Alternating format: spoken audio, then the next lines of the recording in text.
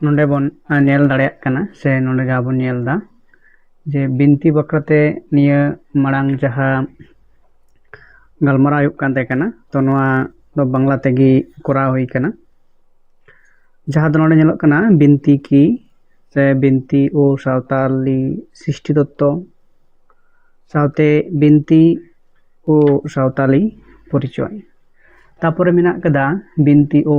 लोक संगीत नोंडे मिदटांग पॉइंट को मेनाग कदा जहाँ उनागी बन नेला आर उनागी बन गालोचा बिनती ओ लोक संगीत तारपरे बिनती रना जहाँ वैशिष्ट्य को मेनाग कदा उना को नोंडे बन गालोचा तो पोलो रे जहाँ अबो बांग्ला ते नोंडे जहाँ बिनती चेक को मेताग कना उना बांग्ला तेगी नोंडे जेहेतु ऑल हुई कना तो ओंडे नेलोग कना जे बिनती रना जहाँ वैशिष्ट्य को मेनाग कदा बांग्ला सावते उना हो सान्ताली तेबन गालोचा सावताली भाषा बिनती शब्देर अर्थ प्रार्थना बा अनुरोध एटी एकटी मौलिक रूपकथा बा स्तोत्र जा सावताल समाजे प्रजन्म थेके प्रजन्मे प्रचलित এই কাহিনীগুলোতে সাঁওতালদের সৃষ্টিতত্ত্ব ধর্মীয় বিশ্বাস এবং সামাজিক মূল্যবোধের প্রতিফলন ঘটে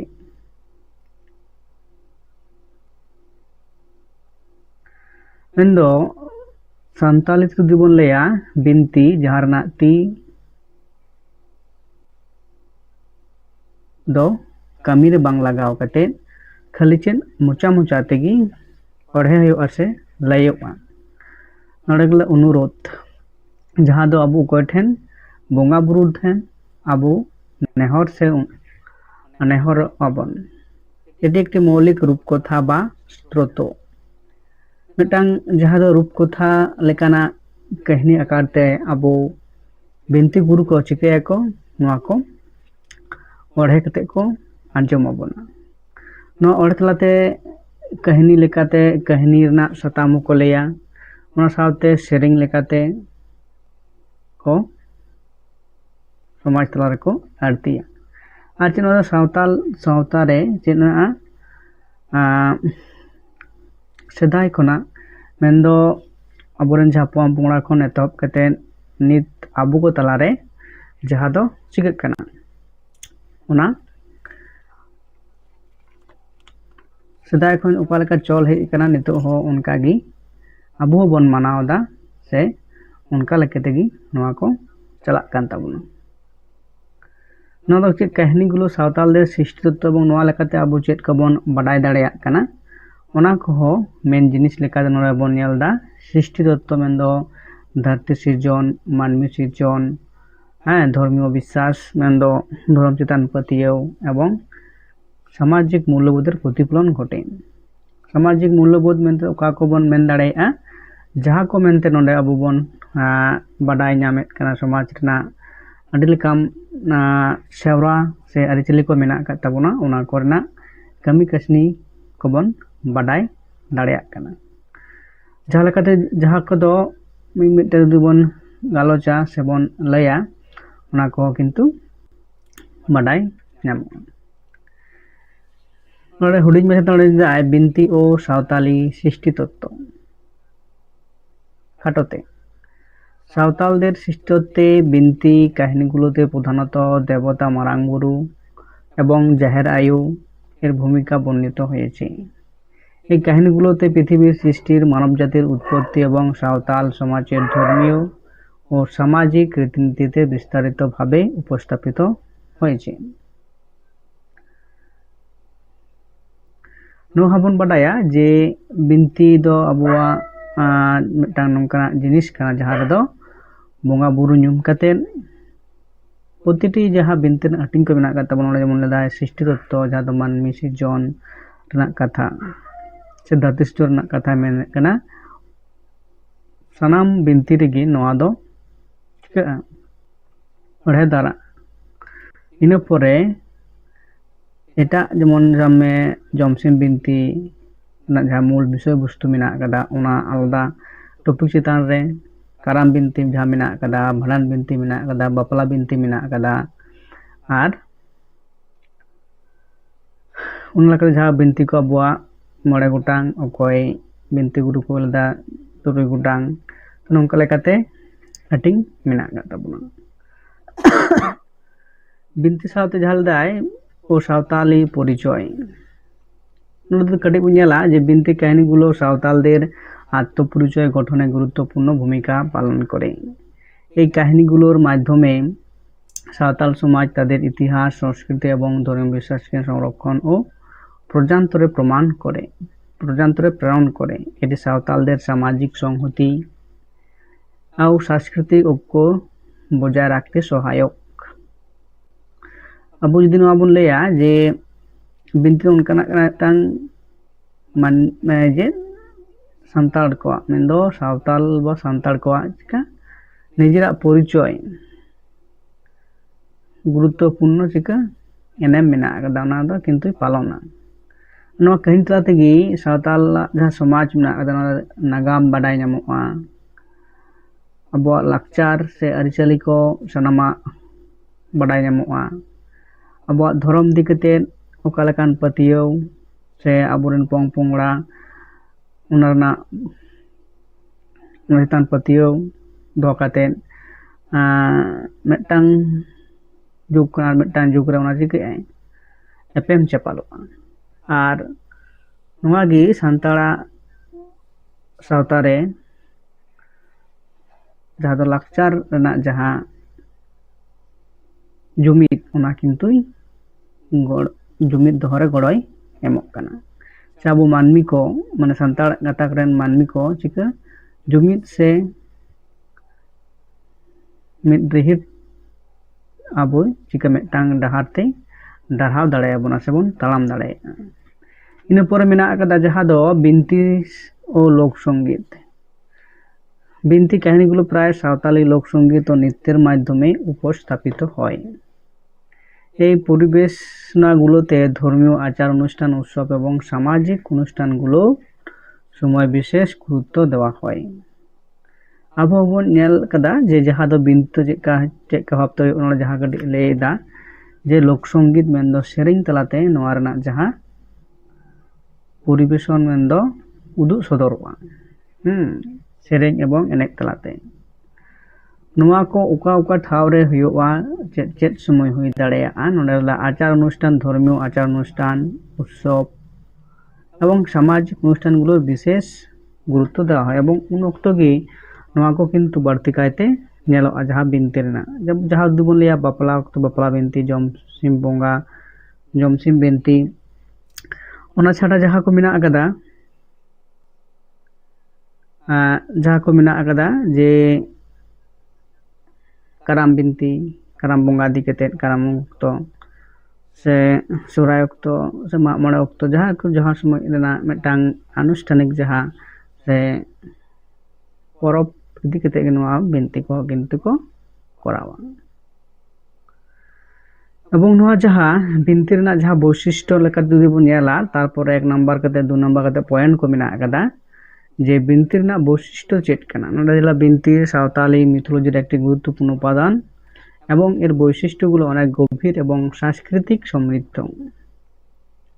এর মাধ্যমে সাঁওতাল সমাজের শিষ্টত্ব ধর্মীয় বিশ্বাস এবং সামাজিক কাঠামো প্রতিফলিত হয় নিচে বিনতি মিথোলজির বৈশিষ্ট্যগুলো বলাতারে নরনা যাহা উর্গান সে বৈশিষ্ট্য को মেনা akada ona ko bon আলোচনা একটা পয়েন্ট নডাল দায় ধর্মীয় ও আধ্যাত্মিক দৃষ্টিভঙ্গি ধর্মীয় আধ্যাত্মিক দৃষ্টিভঙ্গি বিনতি যে মূলত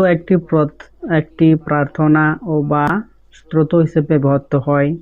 যা সাঁওতালি সমাজের দেবতাদের প্রতি শ্রদ্ধা প্রদর্শন এবং সাহায্য আবেদন হিসেবে উপস্থাপিত হয় 2 নম্বর পয়েন্ট চেন মেনা akada যে এতে মারাং বুরু এর জাহের আয়ু দেবতার বিশেষ গুরুত্ব রয়েছে যারা সাঁওতালের জন্য সৃষ্টিকর্তা এবং রক্ষক হিসেবে বিবেচিত সে পরিচিত তো ধর্মীয় চিতান দাহা ধর্ম চিতান পাতিও এবং আধ্যাত্মিক যাহা দাড়ে হ্যাঁ तो नोडे ओना बारया पॉइंट ते नोडे अबो नोवा बोन बाडाय दाड़ेयाग कना नेहर बा श्रोतो जहां दो आर ओना चिके मारांग बुरु आर जाहेर आयो उनकिन ᱧᱩᱢ कते से उनकिन चिताना जहां एनएम से भूमिका बढ़ती मेना आकदा उनकिन की जहां दो अबो संताड़ को चिका सिरजनिया कना किन से शिशुजेज मेनते बोन और उनकिन मारांग बुरु और जाहेर आयोगी अबोरेन सिरजनिया और उनगी अबोई चिका का बना रुखे दो का बना उनागी नोडे नो बारया पॉइंट लाते लैदा जे धर्मीय एवं आध्यात्मिक दृष्टिभंगी लेका जुदि बोन नेला नोआ बारया पॉइंट लाते बोन बाडाय दाड़ेयाग कना इना पर चेद लेदा पृथिवीर सृष्टिर काहिनी चेद लेदा जे पृथिवीर सृष्टिर काहिनी बोलते अब जहां बोल दा सृष्टि तत्व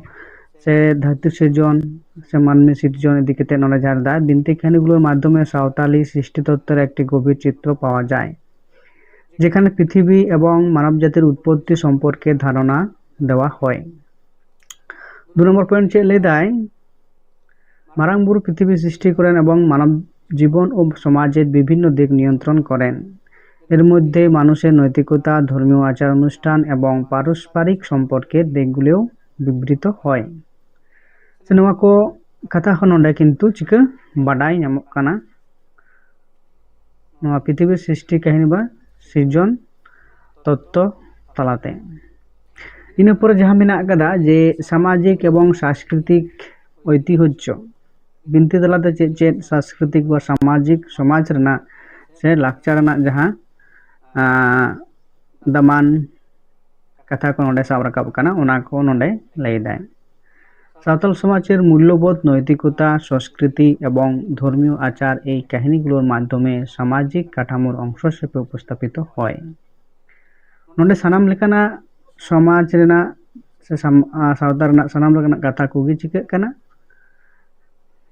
लई सदरक काना आर ओना लेकाते सानाम गाताक रन होड़ बिनती आजम तलाते सानाम लेकाना चिकाय दाको लालाक्ष चितान रे उपरुम हुयुग काना धर्म चितान रे पतियो एवं समाज रे ओका लेका दाय दायित्व मेना आकदा ओना को सानाम को चेद दाड़ेयाग काना को चेदेद काना 2 नम्बर पॉइंट हुयुग काना बिनती काहिनीगुलो सावताल समाजेर एकटी ऐतिह्य से प्रजन्म थेके प्रजन्मे सञ्चालित हय जा आमादेर ऐतिहासिक स्मृति और संस्कृतिर चिह्न मेनदो बिनती काहिनी थेके आबोआ सावता समाज रे नोंका मिदटांग ऐतिह्य जहां दो मिदटांग जुग को आर मिदटांग जुग रेन मानवी को चिके कोवाय ओना नागामाना स्मृति मेनदो उइहे दाड़े एवं संस्कृति मेनदो लाक्चार ना जहां चिन्ह चिकाय दाय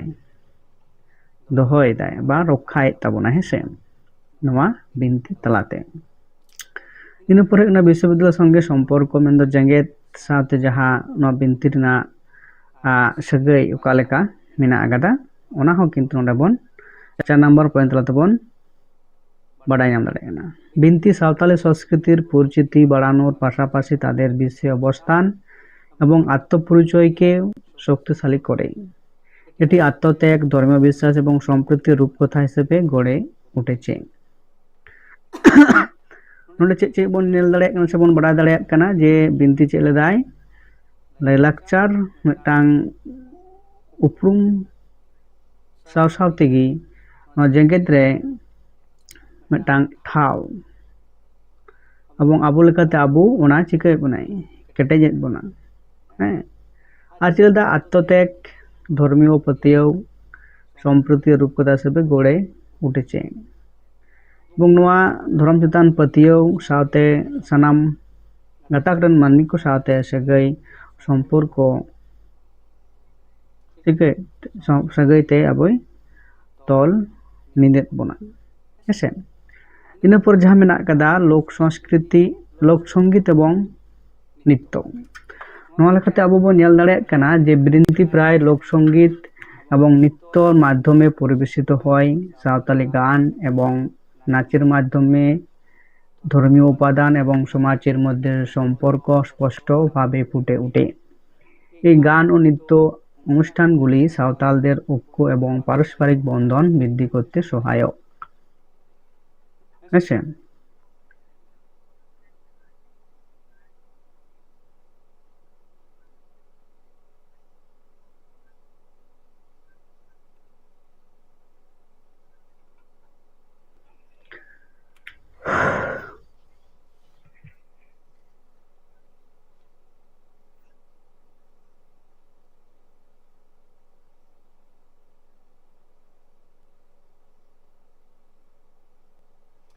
ᱤᱱᱟᱹ ᱯᱚᱨᱮ 6 নম্বর পয়েন্ট ᱪᱮᱫ প্রাকৃতিক উপাদান এবং বনজীবন। সাঁওতালদের জীবন অনেকটা প্রাকৃতিক উপাদান এবং বনজীবনের সঙ্গে সম্পর্কিত। কিন্তু সান্তাড়াᱜ যাহা জীবন ধারা রেনাᱜ যাহা উপরুম ওনা ᱫᱚ ᱪᱮᱫ ᱠᱟᱱᱟ প্রাকৃতিক ᱫᱟᱨᱮ ᱱᱟᱹᱲᱤ ᱠᱚ ᱥᱟᱶᱛᱮ এবং ᱵᱤᱨ ᱥᱟᱶᱛᱮ যাহা ᱫᱚ ᱜᱟᱹᱦᱤᱨ ᱥᱟᱹᱜᱟᱹᱭ ᱥᱮ জোপড়া মেনা আকাদা। বিনতি কাহিনীগুলোর মাধ্যমে প্রাকৃতিক উপাদানের যেমন বন, পাহাড়, নদী, জঙ্গল এসবের প্রতি আদর্শিক শ্রদ্ধা দেখা যায়। ওনার সাথে গভীর সাগৈ সে সম্পর্ক মেনা আকাদা। 2 নম্বর হলো সাঁওতালদের বিশ্বাস প্রকৃতির সাথে মিল রেখে তাদের জীবন পরিচালনা করতে হয়, আর এই বিশ্বাস তাদের কাহিনীগুলোতে ভালোভাবে প্রতিফলিত হয়। तो नवा को जहाँ लेदा सावताल नितिगी सावताल पासे प्रतियो में आकदा जहाँ दो प्रकृति से सावते डायनामिक सावते नेगला सावते गडा सावते अनना सावते तो चीज सावते जीवन से सावते नकाना डंगिल तो उनको सावते सहाय करते आपको जीवन को ठीक करेगा खरावेगा चेक खरावेगा। तो नवा जहाँ प्रतियो में आकदा नवा पहले लगा किंतु आरो गहिर भावते सागै को साब राकाबा से बिनती गुरु को आड़तीया। इन परे 9 नंबर आत्मत्याग और मानविक मूल्यबोध जहाँ दो नवा दो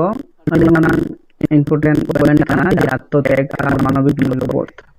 বিনতি কাহিনীগুলোতে আত্মত্যাগ, বিশ্বাস, বিনম্রতা এবং ন্যায় বিচারের মতো মৌলিক মানবিক মূল্যবোধ তুলে ধরা হয়েছে। বাডাই নামক কানা যাহা দো বিনতি মিটাং মানবী লেখাতে চেত এবং নোয়া বিনতি बिनती गुरु को जदा को बिनती कते चे जहाँ सेचना से लगती है ना